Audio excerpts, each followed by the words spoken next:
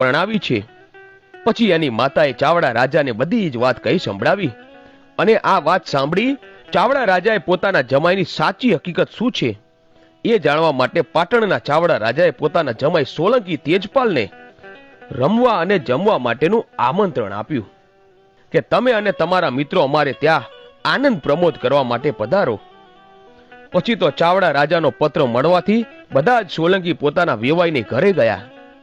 પછી તો વેવાઈ વેવાઈ સામે મળ્યા અને પછી જમવાની વેળા થઈ એટલે ચાવડા રાજાએ તેજપાલને કહ્યું કે જમાઈરાજ તમે સ્નાન કરી લ્યો એટલે આપણે સૌ સાથે જમવા બેસીએ। આ વેણ સાંભળતા જ સોલંકી તેજપાલ ઊંડા વિચારોમાં પડ્યા અને કઈ બોલ્યા વિના ઊભા જ રહ્યા।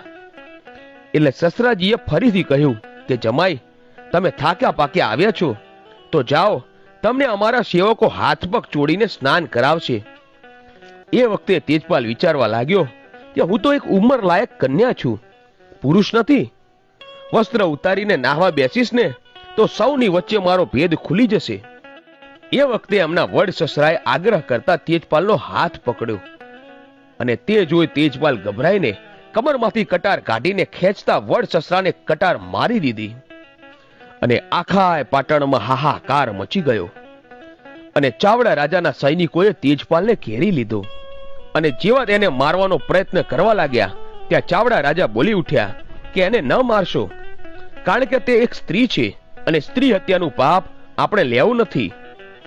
ત્યાં તો તેજપાલે ઝડપથી પોતાની લાલ ઘોડી ઉપર સવાર થઈ અને ઘોડીની લગામ ખેંચી અને તેજપાલને રોકવા માટે ચાવડા રાજાએ પાટણના બધા જ દરવાજા બંધ કરી દીધા અને તેને રોકવા માટે સૈનિકો પાછળ પડ્યા। પણ આ સમયે તેજપાલે પાટણનો દરવાજો કુદાવીને ઘોડી લઈ દક્ષિણ દિશામાં આવેલા જંગલ તરફ આગળ વધ્યો અને આ વખતે તેજપાલની સાથે એક કૂતરી પણ પાછળ પાછળ દોડતી આવતી હતી।